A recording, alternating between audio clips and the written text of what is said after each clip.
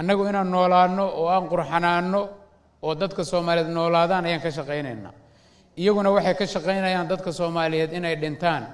oo ay mugdi ku noolaadaan oo ay faqri ku noolaadaan oo ay cabsi ku noolaadaan taasay ka shaqeynayaan dalxiiska aan ka hadlayno dad Soomaaliyeed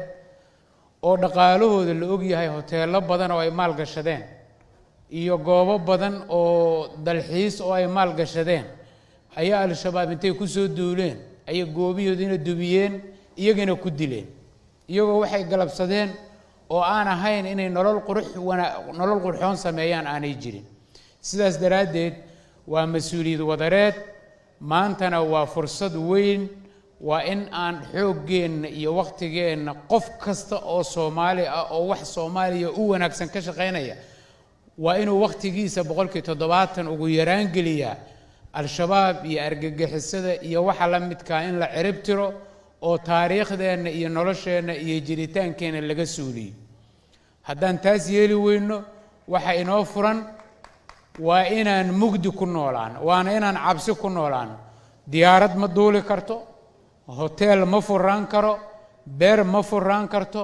goob ma booqan kartid gurigaaga ma joogi kartid ma noolaan kartid inta al-shabaab ay jiraan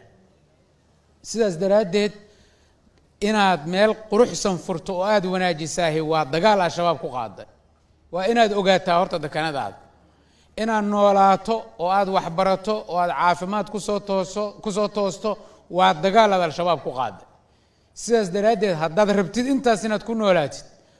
waa inaad ku dhiirataa intaas qofka diidan inaad wajigaaga aadiso oo aad iska dhiciso maanta waa ogtiin meesha ay soo istaageen 20 sano 15 sanadood oo dadka Soomaaliyeed maalinba ay midab kula dhaqmayeen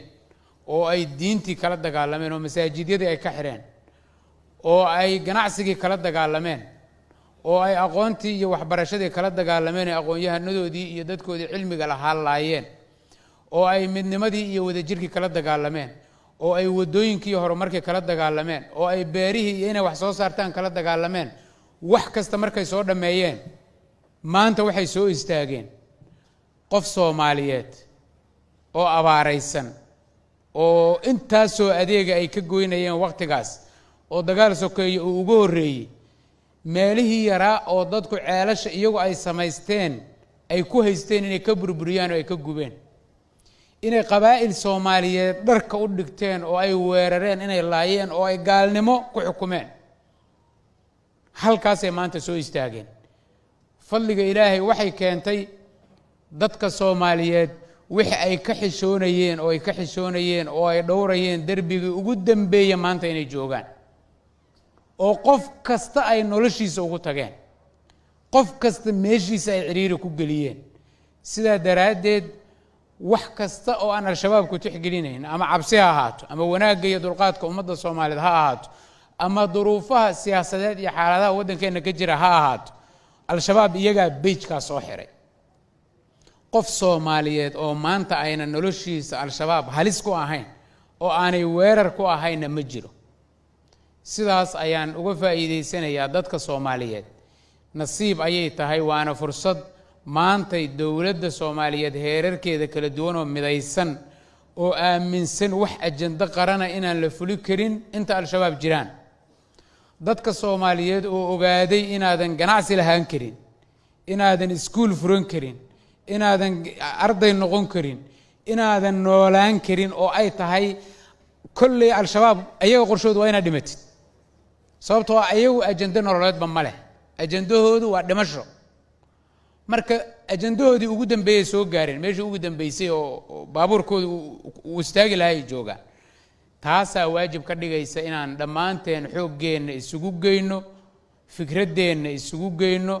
qofba inta uu karo oo karaankiisa ah uu isaga celiyo al-shabaab iyo argagixisada iyo dadka la midka ah si aan wax aan ka hadlayno iyo nolosha aan ka hadlayno iyo mustaqbalka aan ka hadlayno aanu hiigsan runtii mararka qaarkood al-shabaab inay 15 sano dadka Soomaaliyeed oo awoodooda iyo geesinimadooda la yaqaan ay ku kor noolaadeen sixir ayay tahay mararka qaarkood